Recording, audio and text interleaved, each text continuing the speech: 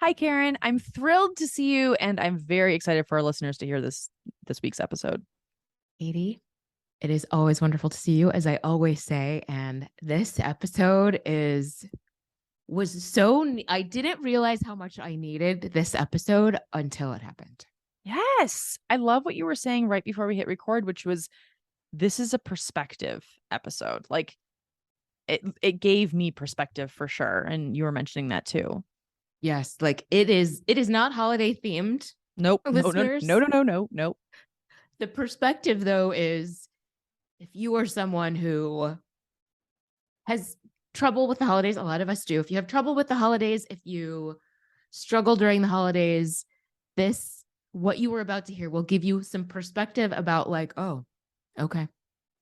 Like, this shit could, I really, hopefully, it will give you some gratitude for what you have in your life and what other, that you take for granted that other people don't have. And it's not about comparing and it's not about shaming yourself for feeling better or whatever, but it is about, like, okay, let me just look at my shit for real.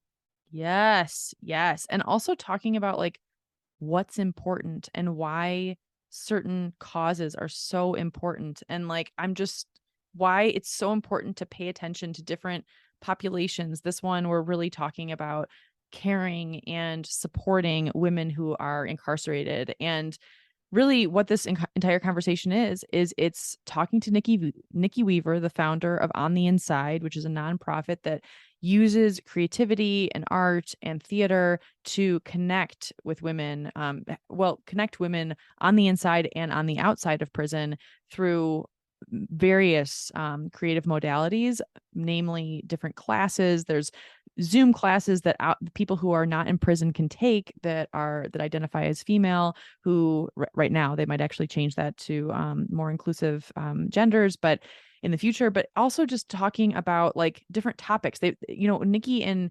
Caroline Cox, who also works with On the Inside, who's incredible. Oh my gosh. Mm. They're both on today's podcast, and they're both talking about really why it's so important to care about women in prison, and why and how creative endeavors, theater, art can really help heal people on both sides, inside of prison and outside of prison, and how it's actually we're not different at all. Like in some of these classes, Caroline and Nikki ask the same questions. What does lightness and dark mean to you, to people on the outside? I mean, all of us can answer that question. It's very open-ended, but we can think about it, we can answer it. And then the two of them go into prisons in 3 different states, and it's going to expand. You'll hear about that in the pod to many, many more. And they ask the same question to women who are in prison, and the side-by-side comparisons of these stories are so similar, and you just realize people who are in prison are not any different than any of us. Yes, I love that part of this conversation. And as I mentioned to them, this realization that so many women in prison have trauma and have traumatic backgrounds and have had such hard lives and have had to make very hard choices in their lives, and that so many of us are one bad decision away from one bad partner, all of those things. And yeah, just realizing the commonalities among all of us, and that I love what Nikki said, that everyone deserves the opportunity to transform themselves. Everyone deserves the chance to take the experiences they've had and become a different person. And I feel like Caroline was so, oh my gosh, just had such beautiful things to say about that. And so there's this phrase that I was telling you earlier, I was convinced that I made up. I was thinking about it like earlier this year when I was going through so many different things. It was just thinking about this idea of not just making meaning of it, but like really taking this like lump of coal of life and turning it into something else. And I had decided that I coined the phrase emotional alchemy, which is Ooh. not true. You got, yeah, no, I don't. It's not true. I Googled and I'm pretty sure it exists. But that's what popped into my head when she was talking about all of the things that have happened to her in her life and how that has driven her purpose now. And it's just really powerful, everyone. I love that concept of emotional alchemy. I mean, Karen, you are the shining example of alchemizing all of the things that happened in the past year and moving forward. And having this emotional intelligence as you do it. That's beautiful. I give you full credit to have coined that term. Well, maybe Okay. I came to it, maybe didn't coin it. So I had a question for you, Katie. I know we are short on time for our intro today, but you were on the board of On the Inside, and I wanted to ask you how you got involved and why the organization is important to you. Yes. So, okay. So Nikki and I go really far back. So basically, the story of our relationship is back in 2014. I was going through a very, very hard time in my life. And I decided to take a sabbatical and I went to Hawaii for 2.5 weeks. And I went to this yoga retreat. And really it was just I didn't really do yoga at the time. And I was like, I basically only had that one time and it really wasn't like an option. It's like whatever yoga retreat was available on the big island of Hawaii, I was just going to go. Well, it turned out that Nikki, who is a yoga instructor among many other incredible things, she was a teacher. And so she and I, kind of struck up a friendship, but I really didn't know her very well at that time. Well, I became a full-on groupie, like full-on card-carrying groupie of Nikki Weaver. I think I've been to, I don't actually know how many retreats of hers, but like maybe 10 all over the world, Oh my Guatemala, God. California, Oregon, all over the place. And so through all of these retreats, we've actually become like really close friends. And so in the beginning of 2020, it was actually less than a month before COVID shut everything down. She had a yoga retreat at Cannon Beach, which is just right outside of Portland on the Oregon coast. And I flew up from San Francisco and I went to it. And she took me aside at the retreat and she was like, "Hey, I have an idea." And she told me about On the Inside. And she's like, "I want you to be on the board of directors. Are you interested? You can think about it. You don't have to say it right now." And I was like, "I don't need to think about it. Like, I'm here. I'm in it. I'm done. Just done." And so, yeah, I'm in it for the long haul. Like, I mean, Nikki is truly one of my favorite humans, with you, Karen, also being in that like very top tier. But like, she's just really incredible in so many ways. And I knew like I would follow her. Like if she's passionate about this, I'm also passionate about it.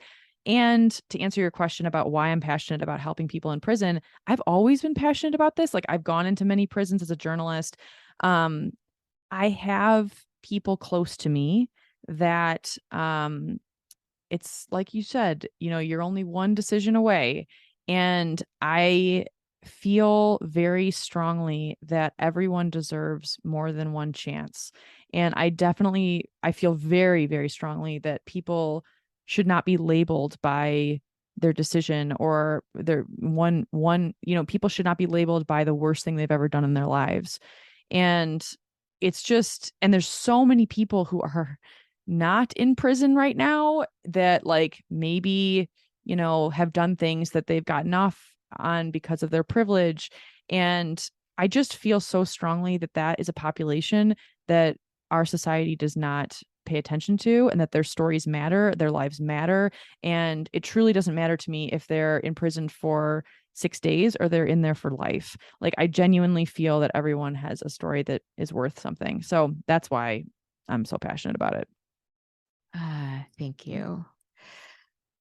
Well, I don't know what else. Do we need to say anything else about this conversation? Y'all stay tuned. I know it sounds really heavy, but it also is very inspirational It is. and it was very empowering. And I just feel like it just opened this door to me to thinking so differently about these women and what we can all do for them. And which leads me to, okay, before I forget, Yes.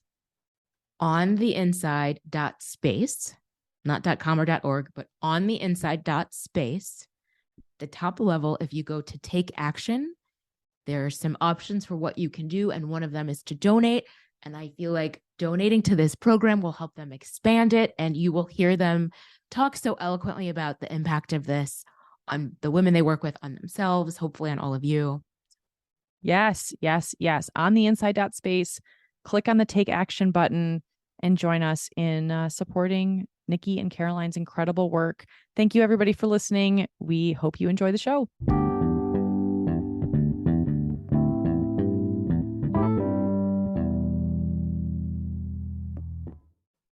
Hello, Nikki and Caroline. Thank you so much for being with us today. It's wonderful to see you guys.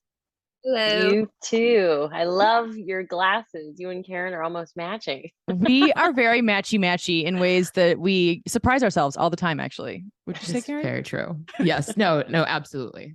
We're slowly but surely morphing into each other. Nikki, Katie, so you know that until I don't know how many days ago, Katie was blonde and is I now was brunette. wondering why she dyed her hair, and now I know. Yes. Right? Because we are becoming slowly merging into enmeshing, if you will, into the same person. Not enmeshing, but really just in a healthy way, becoming the same person. In a totally non-weird. In a total Yeah. boundaried situation. Yes, Correct. we are the same person. Okay, so I'm so excited to have you ladies here. Like, this is just really wonderful. I know in our intro we talked about our, Karen and I will have mentioned that I'm part of the board of directors of On the Inside. But Nikki, I'd love to start with you. So for people who are listening who are not familiar with you and your work, could you tell us a little bit about your background and kind of the story of On the Inside a little bit? Yeah, it's funny. I often say that it's a total accident that I work inside prison facilities, and then I go, actually, it's not. It's not an accident. When I was a kid, my mom worked in maximum security facilities in the state of California, and I have this one distinct memory that I tell. She died when I was 10, and so I remember when I had no school days or when I was sick from school, I would go with her to facility and sit on the floor and draw with crayons or markers or whatnot. And super interesting, right? Because now that would never be allowed, that a kid would go into facility with their parent who was working in the facility. But I have this one distinct image where my mom had stolen my VHS video of Bambi, and she was showing Bambi to the men inside this prison facility, and I was sitting on the floor drawing, and she was showing them the scene where the mother dies. I can never remember if it's the mother or the father, which I seems think it like an is. important thing. It's the I mom, think it's the right? mother. Like, I feel like a lot of Disney movies are heavy on mothers dying in general. Okay, well, let's have another Yeah. conversation about Yeah. Disney and the way it represents women maybe next episode. Seriously, we'll have you back for that. But what I remember is I stopped drawing and I looked up because she started leading this discussion around parental figures in these men's lives and who had parents and who had lost parents and who had been in the foster system and whatnot. And I don't think I'd ever seen a grown man cry.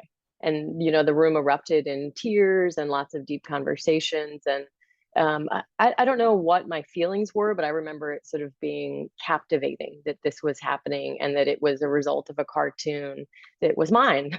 And that's really what I took away from it. So, fast forward years later, when she died, I moved to Australia, found myself in theater, running competitively. And theater for me has really been the vehicle for learning how to speak the truth. And, never in a million years did I think I'd sort of find my way back inside prison facilities, especially working as an artist, teaching theater and now poetry and mindfulness and really looking at prison as a place of healing and rehabilitation and how to offer that inside correctional settings.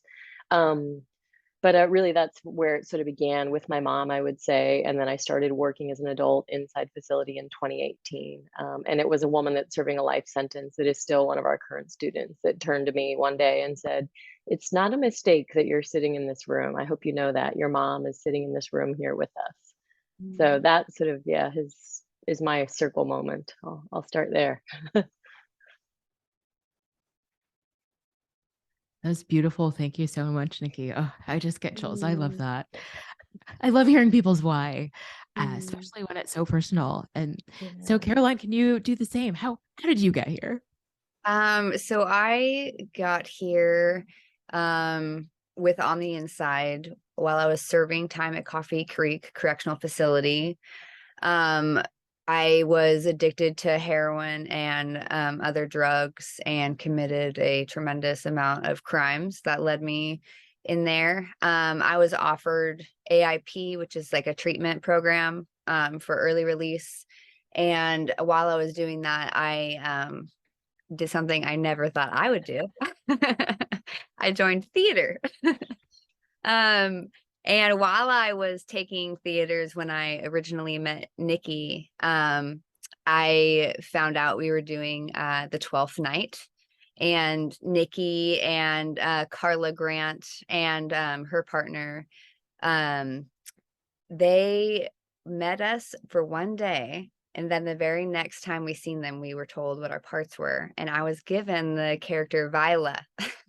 And for those of you that don't know the play, it's about a brother and sister who are separated at sea, and the sister believed her brother to be dead and covered herself up as a man to keep herself safe and move through the world that way. And at the end, there's the moment where they find each other and embrace each other. And I learned a lot of things there. The truth of my story in that was one of the crimes I committed was against my brother.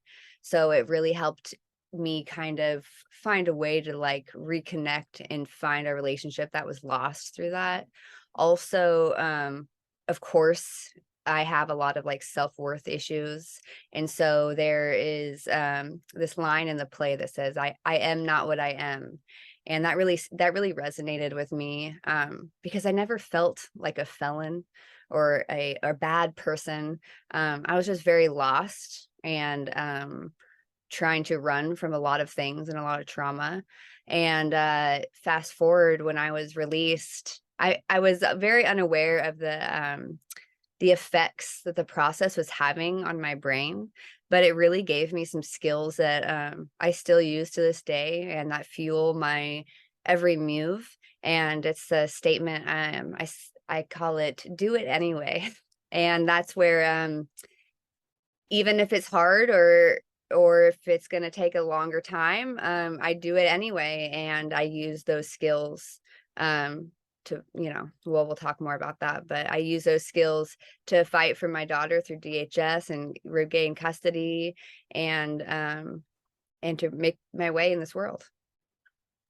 That's so beautiful, Caroline. Thank you both for telling us these stories. Like, this is so, so interesting and so rich. Caroline, can I ask you, so you were in this theater program, an early release program. I don't think I realized that.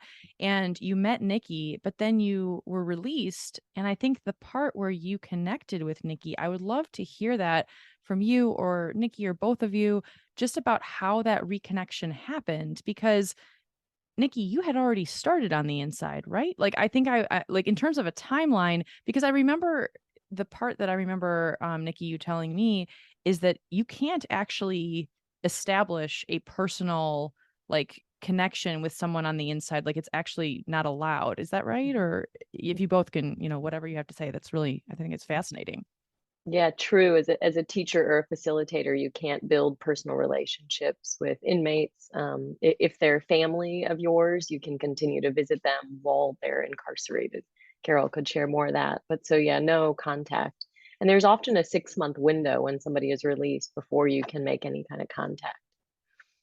Wow. So how did you two connect? Because it's so serendipitous and beautiful. It just seems incredible that you're now working together for this shared mission. I really like Nikki's perspective on this part because I heard it for the first time not that long ago, and I really enjoyed it. Hmm. Let's see if I can get it right then, Caroline. Correct me if I'm wrong. My memory of it was that I had started teaching a theater and poetry class on the Media Maximum side of Coffee Creek. It's a facility in Oregon that serves 1,600 women in 2 different big buildings. And Caroline and I met on the minimum side, and then I was running a class on the other side. The theater program, and I think it's important to mention, Open Hearts, Open Minds is the nonprofit that ran the program that I was working for, that Caroline was a part of. And they had said, our bandwidth is full, please start something up on the other side. So I started teaching this class, and I was speaking on another podcast about the work and what it's like to teach theater inside correctional centers. And I was walking through the park not far from where I live now, and I believe Caroline sent me a text or an email, either Instagram message or an email, because she had heard this podcast and said, "Oh, I'm so glad, that you're doing this work. I can't believe, I don't know if you remember me, but you were one of the things that helped me on my journey in getting out." And I stopped walking in the park. And my first thought was, I got to call her, I got to email her, I got to text her. And then, of course, the journey of like, oh no, what if I overwhelm her and she never responds or reaches out again? What's the right thing to do? So I walked and walked and walked, and then finally responded. And very quickly we had this sort of back and forth, and agreed to meet in person. And that's probably what I remember the most, is driving to where Caroline lives, which is 2 hours from where I am, and getting to meet in person outside in the real world, outside of a correctional setting. I'll give a little of my perspective. I was out of prison for about a year and a half, maybe more like a year. And I was working at a lumber mill, and then shortly after that attended school. And I was just in a place in my life where I did all the things that I said I was going to do. I got my child back. I had a stable job. I stayed sober. I made all those checklists, and I was just kind of, I don't know, in like a who am I type of moment. Well, I was scrolling like so many of us do on Instagram, and I seen Nikki's post, and I just think it's really important to let people know the impact they have on you. And so I let her know that, and then that's how we began working together. She asked me to join her 4-class series, and I was like, okay. And it fueled my heart. It fueled my heart. The school shut down because of the pandemic. And then when we had the option to go back, I just decided this is my whole heart. So here I am. Okay, I think I like your version the best. It's great to have both though, right? I Mhm. mean, yes, like we all love a good origin story, and I feel like that is the origin story of your relationship. So we love it. And I just wanted to say, Caroline, like I feel like, well, both of your stories, there's so many things that I think will resonate with our listeners. So much about, like, it really struck me at what you said about, like, you didn't feel like that person was you. Like all of these labels that society had given you didn't align with who you knew that who you were. And I just really, I appreciate that perspective. And yeah, and just working past that and like getting to where you are now. So thank you for that. So if you can give us again a little bit of a timeline. So Nikki, when did you start the program, and kind of how long have you been around, and how, this is a piggybacking question, like how did the pandemic affect your work? Yeah. I started working in facility with Caroline in 2018. 2019 started teaching, or 2018, 2019 started teaching a theater and poetry class on the other side.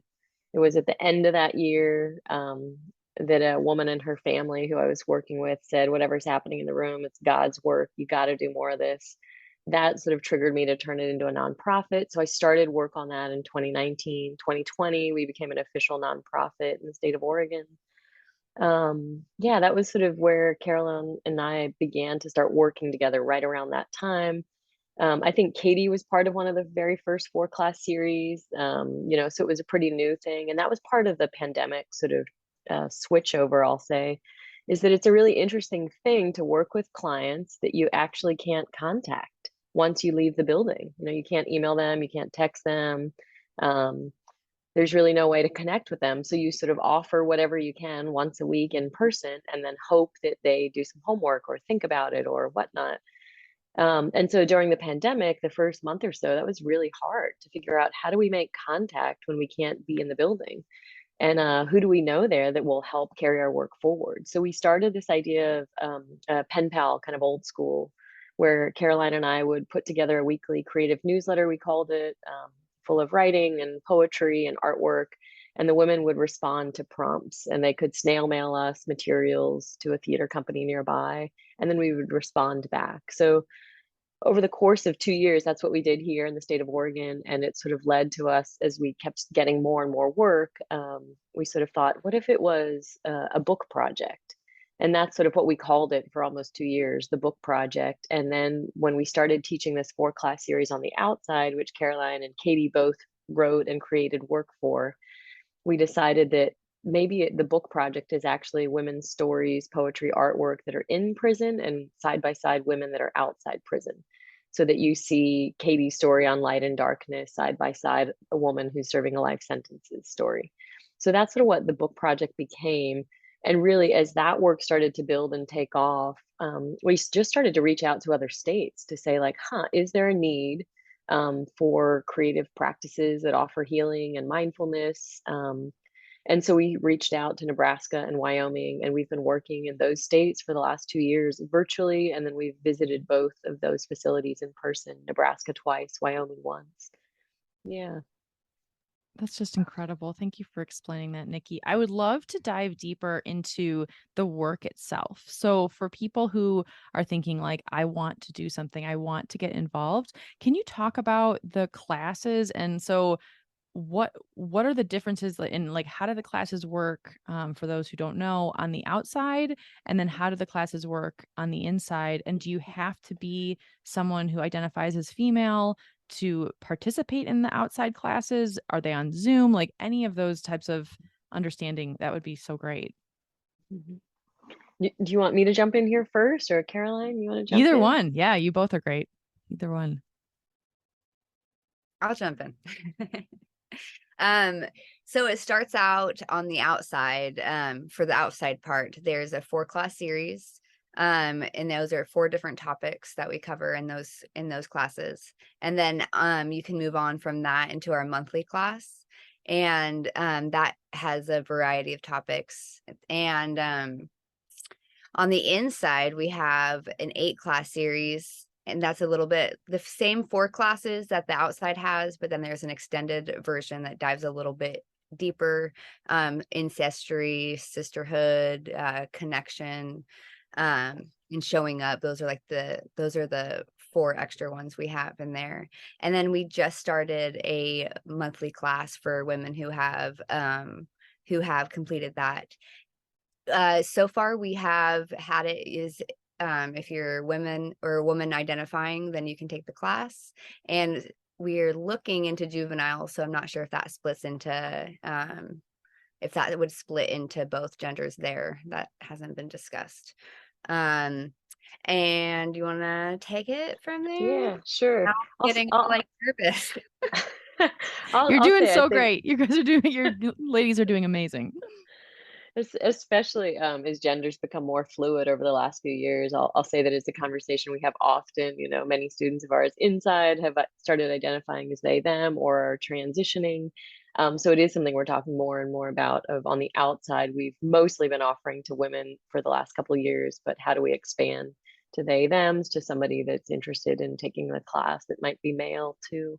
Um, and then the last thing I'll say is sort of a typical class, the way a class structure would work. They're 2-hour classes, either in person or on Zoom. It starts with one of our big beliefs is every voice in the room every time. And that looks differently depending on who's in the room and how many are in the room. But it starts usually with a group check-in that we frame as things that's a monologue, not a dialogue, a practice that comes from Shakespeare and Company that we learned many years ago.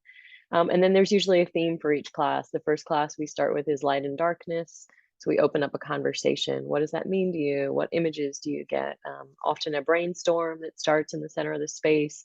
If it's over Zoom, it's in your own personal journal. And then we screen share artwork if we're doing it over Zoom. So the women in Wyoming get to see what the women in Nebraska or Oregon are making. In the room right now in Oregon, I'm bringing in artwork and poetry from Wyoming and Nebraska facilities, so that they can sort of begin to imagine these people that are outside the box that they're currently living in or sitting in on Zoom. So the idea that's a big belief too, that we really look at like, how are we breaking down the walls that keep us apart in every class that we're teaching? That's a little bit of our complex. Yeah. And then there's always a mindfulness practice. Sometimes it's breath, sometimes it's theater games, sometimes it's a little bit of yoga. Our most popular thing probably in our Zoom classes is the group stretch. We get a lot of twerking that happens in certain facilities. Everybody gets to lead a movement so that we get to sort of see how do different bodies move, and, you know, practicing this idea of collaborative leadership rather than Carol and I being the leaders, that they get to practice leadership too, because they are leaders. Yeah.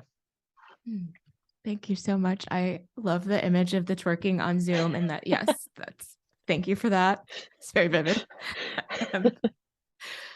So you've both touched on this a little bit, but If you can describe for people, why is it so important to work with women who are incarcerated? Why is it so important that you offer healing and meditation and mindfulness and self-development work to these folks? For me, why it's so important is because I was incarcerated and I seen the lack of opportunity to heal. They call it Coffee Creek Correctional Center. But there's very little counseling, there's very little trauma therapy. There are like programs to get careers there, but from my experiences, I have experienced a lot of trauma in my life, and because of those, I have created a lot of negative patterns. And from those patterns, it takes a lot of hard work to remap your brain. And I know it's really important. I was lucky enough to go through a treatment program in there, but not everybody has that opportunity. If you're yeah, not very many people have that opportunity, and I think it's really important to offer. And the things I've found through using creative practices and writing techniques, and really through the work that I've learned from and with Nikki, have healed me, and I think they are very valuable to the women that we're serving. I've had one woman who has served 17 years say this is the best class she has ever taken, and oh, that was soul food. Mm. So that's why the work's really important to me, because these women, not all of them get released, but some of them do, and some of them have children, and those same patterns get passed on to their children. And when you really want to like take a look at yourself and confront yourself and make those changes, and then having a group of women where we're doing it collectively together, all together, openly and vulnerably and safely, it's magical. It's magical what I see happen. Mm. Oh, so good, your answers. Let's see if I have anything more brilliant to add. I'll say what one thing that I think is important too in what we do is that they write a company agreement. So Caroline and I explain the work, but ultimately they write the rules for what the class is. And a lot of those is leave your ego at the door, or no judgment zone, check yourself. And I think because we offer a space that holds a container, but that they name the rules, we are not naming them. It allows them a space to be vulnerable that's very unusual inside prison. And many of them say that I'm not vulnerable anywhere else except for in this room, you know. Um, but I think one of the things, and it started our conversation actually today, is the labels that we carry. We all carry labels inside prison and outside. And the practice of taking your name tag off and throwing your lanyard on the floor when you walk in the room is just one way that you're stripping your identity, and then you get to choose who you are today. You're sad, you're happy, you're Katie, you're Karen, you're Nikki, whoever you are.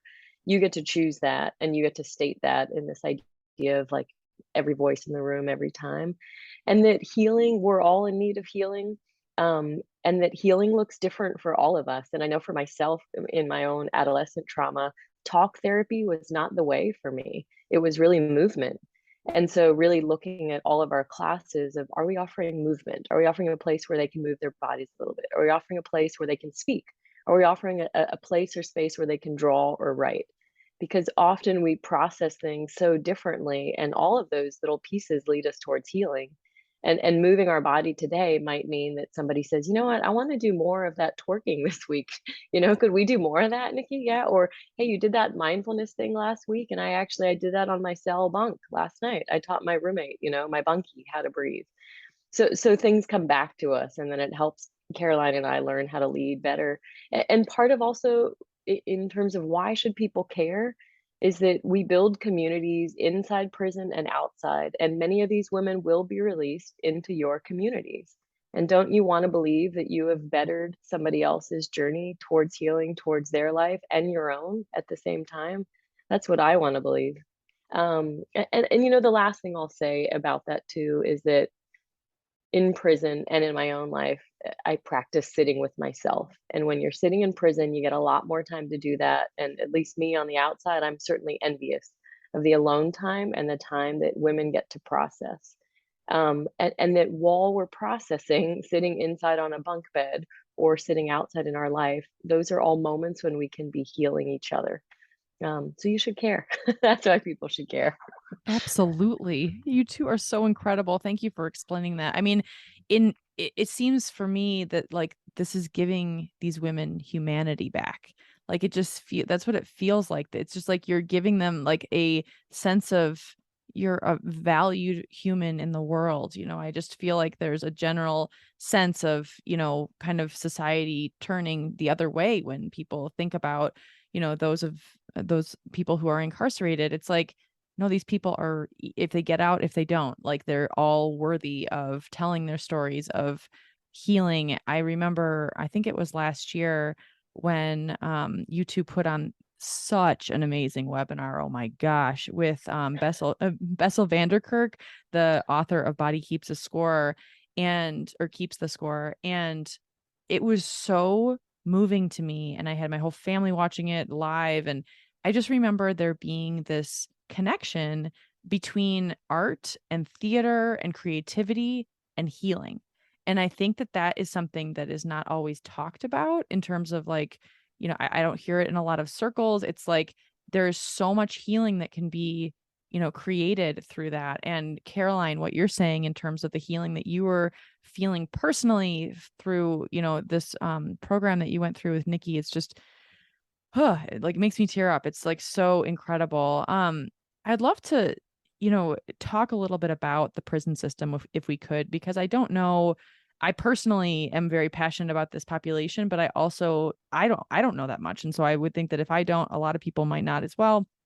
Can you tell us, just curious, like, are there programs for parents in prison? I'm male, female, you know, what if people are, with custody of their children? Like, I know this is probably a broad question with a very complex answer, but what kinds of, what do people do when they're parents? I guess Carol or Caroline, you are a parent and you were a parent going in. So how did that work exactly, if you don't mind me asking? Yeah, so when I was incarcerated, my daughter was DHS involved, so she was in foster care. My mom was her foster parent, so I was very lucky and fortunate in that matter. In Oregon specifically, there's a little bit of protection. So if you're a parent incarcerated and you aren't serving like a very long sentence, they could not take my rights away as long as I was making the progress that they were okay with. They're in prison, there's a parenting program. I did take that. They give you a checklist of things you have to do to get your child back. So treatment was one of them. Parenting class was another one. And I did both those things. And it really depends on if you can get into the parenting class before your release. It's really full. And if you are getting released, so like if you come into prison and you have a short sentence, but you are DHS involved, you're more of a priority to take that parenting class. Yeah. I wanted to take a little step back too about this notion of why people should care other than just caring about other human beings is also, so women are the fastest growing population in prisons. Mm-hmm. I'm going to find this statistic. It is, maybe I won't find it. It's something like 700%. In some states, it's up 700% over 40 years. And the other statistic about why people should care is that 45% of Americans have a close family member who has been incarcerated. Like, I feel like we think of this as an issue on the margins, but 45% is really high. And if you are a person of color, it's even higher. 63% of Black Americans have a close family member. And that is like kind of like family member who's been incarcerated. And I just wanted to note that and just to like really thank y'all again for shining a light on these folks who I feel like we don't want to talk about, but who we all are close to in some way. Mm-hmm. That wasn't really a question. It was a comment, but I just wanted to say thank you for that. And, Also about just thinking about the carceral state of America, like what are some of the things that we are doing right by people, if there are any things, and what can we be doing differently? Like there are solutions, like there are ways to transform this system, like we're trying to transform all systems. Like what's right and what can we do to change what isn't? Mm. Counselors would be cool. Trauma therapy, um, funding to programs that offer these things to go inside. Most of our work in Wyoming and Nebraska so far has been volunteer. We volunteer to go in there. They don't pay us. So I think some government funding for programs, even if they were to do like, as people are graduating with their psychology degree or something, volunteer as part of your PhD or something. I mean, yeah. Mhm. And I'll add to that too, that prisons could or can be a place of rehabilitation, and it's something that Caroline has spoken of before, that for some people that is a positive. To arrive there means it's the last stop to change behavior, or to change whatever it is that they're struggling with, if they're going to be released, but not all the systems that we work within are places of rehabilitation. So counselors, yes, and offering a multitude of therapies, and I would say one thing that is shocking is, what about touch therapy? What about massage as massage therapists? I mean, there's such a lack of touch in any facility we work in, and as one of our five senses, to not have touch for 17 years. I think about that one woman. That's a huge part of yourself that is being ignored, denied. Um, that mostly what I hear from the women we work with is, if only there were more therapists or different kinds of therapy, drama therapy, sex therapy, massage therapy, straight up talk therapy, counselors, that we could be doing so much more for people that are in desperate need, rather than sticking them in a room and, locking the key, locking the door. Neurofeedback therapy would be cool too. Mm. And I mean, that doesn't take much, I don't think, as far as like they just put those little things on your head if you've ever had it done. That is so amazing. I love neurofeedback therapy. I don't know And what neurofeedback therapy is. What is that? So when I was released, it was offered to me as a part of a release program out here. And I would go lay in a room in this chair, and they put these well, I don't know what they're actually called, but these things on your head in different spots. And I would watch a movie. And when I would reach certain levels of relaxation, they would like touch me and like wake me up kind of. So if I got too relaxed, just to kind of refeed your brain different brain waves Mm. for like, it's really good for trauma, PTSD, stuff like that. Wow. That is I was getting fascinating. really bad headaches, also really bad PTSD, as far as like, I mean, after you're when you're released, it's really intense to come back into the world and to reintegrate. I mean, I went to the store to buy a bra when I was released, and I had a panic attack in the middle of the store. It was so embarrassing.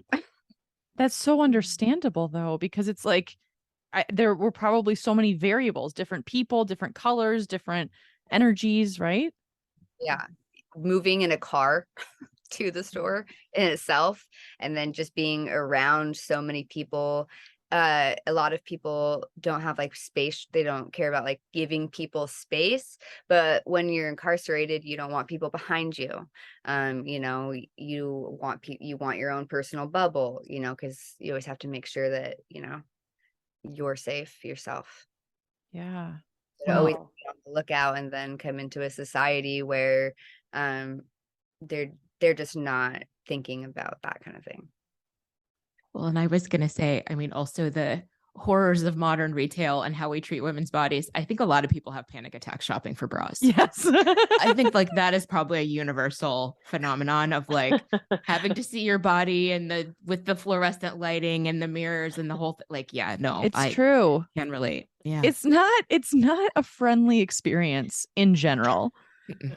Oh, not at all. So I would love to know from the two of you, what would you love to see on the inside, grow into in the next year, in the next 5 years? Like, I would love to know, like, what is your vision for kind of, the future?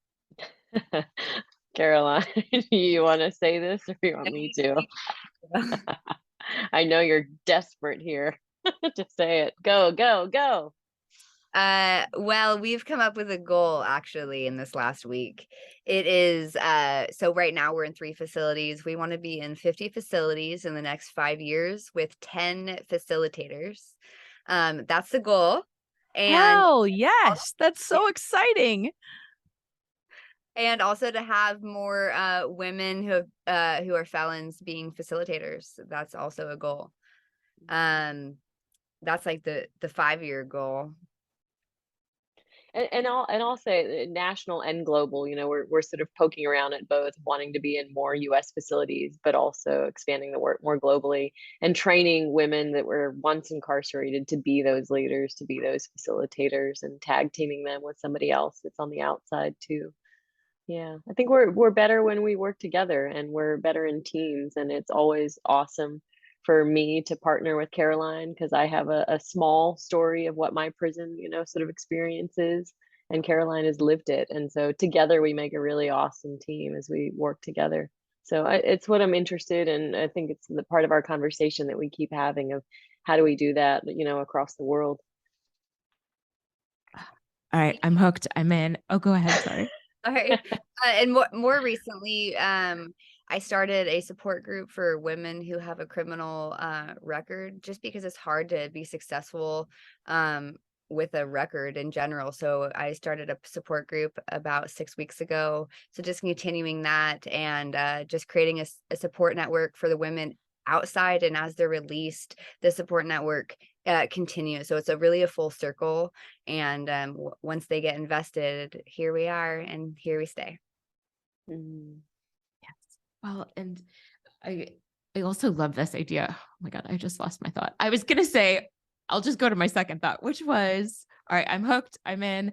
How do people get involved with you? How do they support you? Like, how can our listeners like jump in? Mhm. You can find us. Our website is ontheinside.space. And then you can also find us on Instagram at ontheinside2. And on Facebook for On the Inside. And Which I never check, but Caroline does. And on our website, super easy. You can sign up for our 4-class series. Once you take that, you can join our monthly group that has about 65 women from all over the world. You can pop into those monthly classes whenever you like. I love that. I also love that there's a subscription option, or like a monthly subscription where, people who are interested, maybe they can't, come to the classes, but they want to continue to donate. You can go on the website and, basically sign up for every month having a certain amount deducted from your account to benefit On the Inside. I think that's really exciting as well.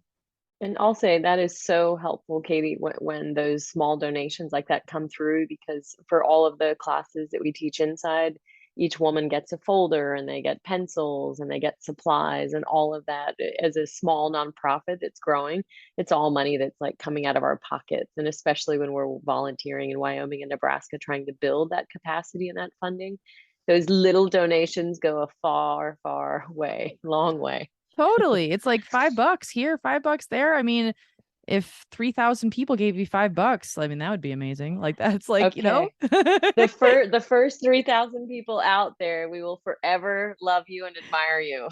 Forever. Yes. And one of the things that I'm so excited about is watching this book project come to fruition. Can you two talk about this? Because, Nikki, I know you mentioned in the beginning of this call that there are these incredible stories from people who are on the outside and people who are on the inside about the same topic, which basically just goes to show that we're trying to bridge, kind of this idea of people are not that different, no matter their life experience. But I would love to know, when will the book come out? How is it going? I would love to hear a little bit about that as well, because I'm sure people will want to pick up a copy.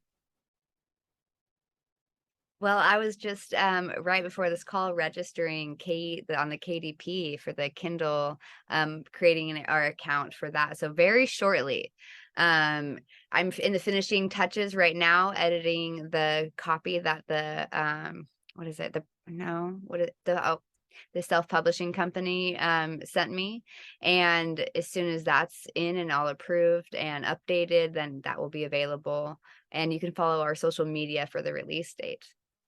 And on that is an awesome thing to purchase for yourself, give it as a gift. All of the women that have participated that are incarcerated get a copy of that for free. So any purchases will go towards giving those copies away to women inside that would really love to share it. So yeah. Yeah, it's called Breaking Down Barriers, and I really like the title because it's so true. When we start breaking down our differences and realizing how much togetherness we have and a likeness we have, I really feel like that's where the safe place for healing begins. You reminded me of my train of thought, Caroline. Thank you. I knew it was going to come back to me at some point today.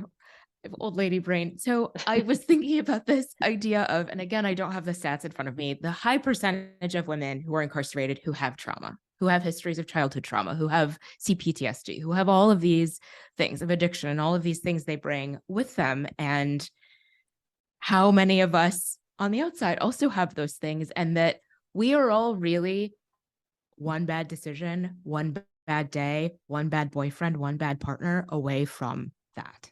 And like I just feel like that idea has struck me as we've been talking, and that we're building these, that you're breaking down these barriers. And one of the things that I hope occurs to people is that like we are all so close to, like, we all have the same experiences, and really so much of it is privilege about where the paths go for us.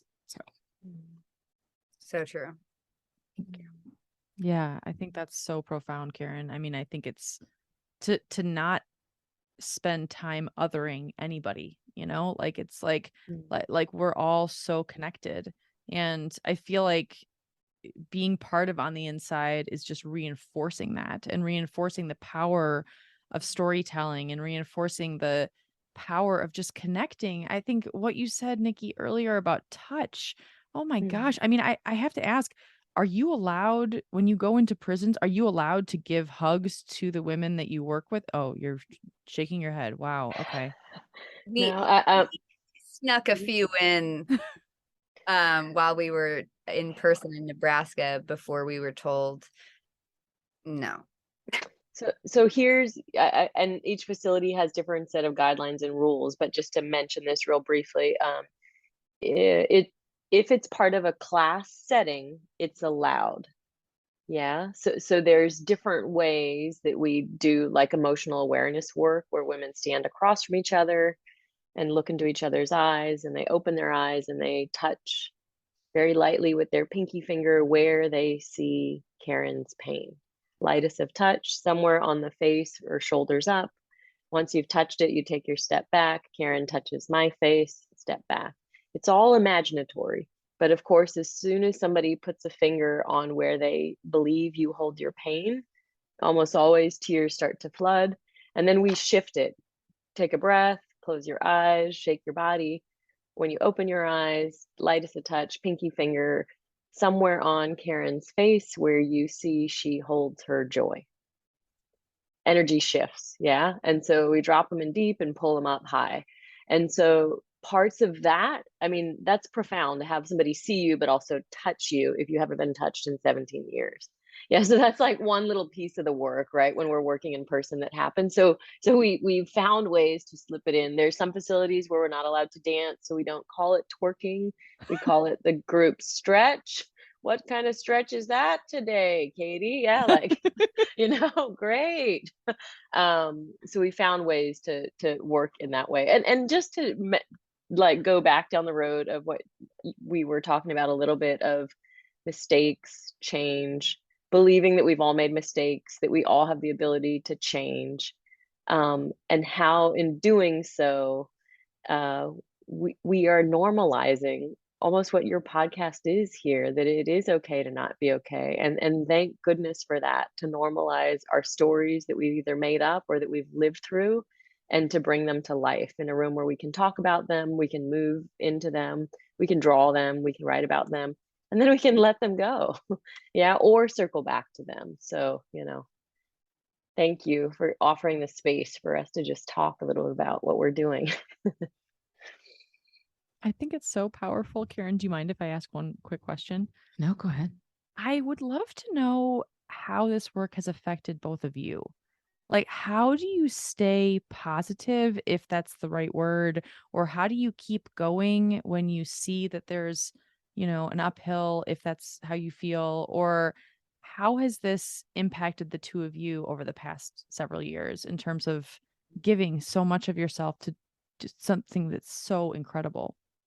And I just jump in really quickly and say, I wrote down in my notebook, hope question mark, Oh my that I gosh. wanted to ask you this question. So basically, reinforcement that we're the same person, but yes. Correct. Okay, this week it's the same hair and kind of the same glasses, although you better work together a little more on those glasses. But maybe next week the same sweatshirt. Oh, it's happened. It has. Caroline, what do you think? Where do you want to go? I'll say how it has impacted me is, well, sorry, I might get emotional here. How it has impacted my life is I feel like purpose is not even like a big enough word. So many things have happened in my life, like trauma related, that I've had such a hard time letting go of. I really live, it's something I'm always working on, but I live in my past. But something this work has given me is it all happened for a reason, you know? I got raped for a reason. Uh, I was abandoned and beaten by my boyfriend. Like, all that has purpose. Like, if I wouldn't have gone through fighting for my daughter, losing my daughter, choosing heroin over my daughter, if I wouldn't have gone through all of that, I would not have the same impact here. And it's just, it gives my whole body like so much heat, because I feel like purpose. It's given my life purpose. All of it has purpose. It's worth working through now. It's always been worth working through, but it's like it, yeah, purpose. And also Nikki has, she's helped me so much. Learn how to be a woman, a facilitator. I really struggled with seeing myself as a facilitator, and she didn't ever give me rules on how to be a facilitator. She said, "Oh, you think you struggle in that area? Would you like to, on the inside, to pay for a facilitator training course?" And it's like being seen, like, oh, I'm worth paying to, or being paid for, to take this training. It's just, on the inside, it's in our mission statement. On the inside, gives women the platform to change and transform themselves. And that's exactly what it's given me, the platform. Whether I choose to do the work or not, I have the space to do so, and all the women who join in have the space to do so as well. So, yeah. Oh, I'm gonna get everything you just said tattooed to my entire body. Because I mean, for reals. gosh. Yeah, I'll say, on the inside, when I just think of those three words, I'm like, okay, it's inside my heart, it's inside prison, it's inside my life. I think where I went to first in my head was spending years making art on stages. Is that it's given me a place where art makes sense. And now, I still make art in black box stages, but making art inside concrete walls, um, it sounds strange, but it is much more purposeful, and it stretches beyond the concrete walls that many of these women live inside, because the impact to what they say, to what they feel, and to what happens in the room. It's like visiting another country every week, and Caroline and I can carry so much of the stories out, but it's also taught me more about flexibility than any power vinyasa, yoga class, marathon could have ever taught me, because it's the ultimate gift of learning. Adjust, adjust, adjust, adjust. You think you have a class of 35 today, and instead you get locked outside the facility because they're searching for drugs, or you get locked in a classroom for 8 hours because they're searching for whatever, or somebody's having a fight in the hallway, or you think you're going to teach a class about light and darkness, and instead someone walks into the room and starts talking about segregation, and you spend 2 hours talking about segregation. So it's the ultimate art in learning how to adjust. And I think that's what's made this work move forward, is that Caroline and I have learned to be exceptional listeners and have learned how to hold space together. Yeah. That is so beautiful. Thank you. And a beautiful way to end our time together. Thank you so much for being with us and sharing. We have about 10 more episodes we'd love to have you both on for. Yes, We'll send you the seriously. list. Awesome. Bra shopping being number one topic. I mean, this is amazing. Thank you both so much. Seriously, like, this is incredible. It's just so nice to be able to talk about On the Inside, talk about the importance of the work, talk about the two of you and your stories. It's all so important. It's just, I really think this is going to connect with so many people. Thank you so much. Thank you both for having us. Absolutely. All right. Have a great day. We'll see everybody next week.